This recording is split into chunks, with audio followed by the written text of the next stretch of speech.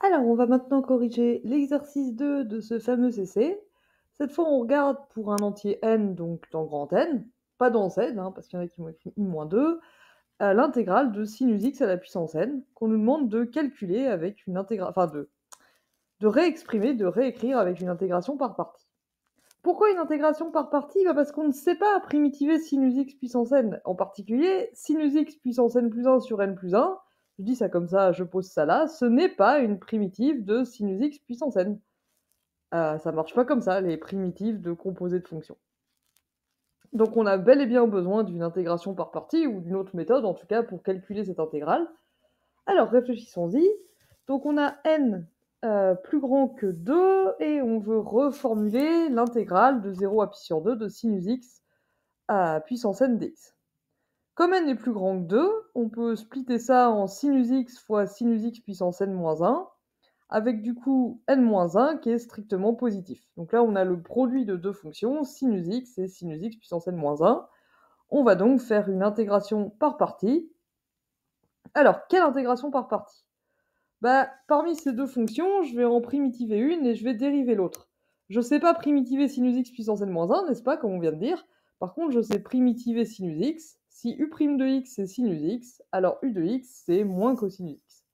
Et du coup, je vais dériver sinus x puissance n-1. Et la dérivée de sinus x puissance n-1, c'est n-1 fois la dérivée de sinus, donc fois cosinus, j'insiste lourdement, fois sinus x puissance n-2. Comme n est plus grand que 2, n-2 c'est positif. Et là, nouveau, ça mérite du rouge à nouveau, la dérivée de sinus x à la puissance n, ce n'est pas juste n-1 sinus x puissance n-2. De même que la dérivée de sinus x puissance n, c'est pas n sinus x à la puissance n-1.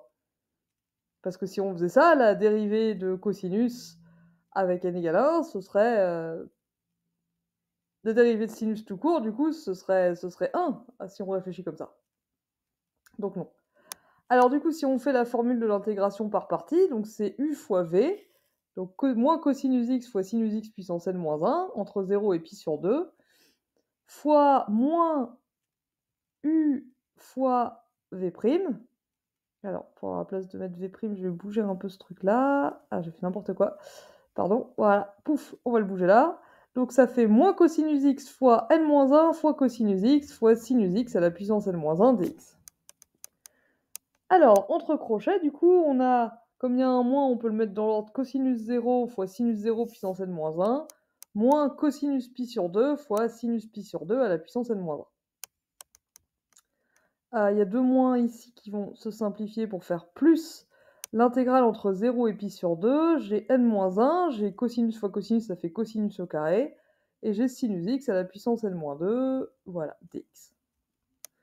Maintenant, sinus 0, ça fait 0. Cosinus pi sur 2, ça fait aussi 0. Donc en fait, ces deux termes-là, ils meurent. Et il ne reste plus que l'intégrale, et c'est exactement ce qu'on me demandait de trouver. Donc pour tout n plus grand que 2, on a obtenu que in, c'est l'intégrale, alors mieux que ça, en fait, comme n-1, ça ne dépend pas de x, c'est une constante, on peut le sortir de l'intégrale,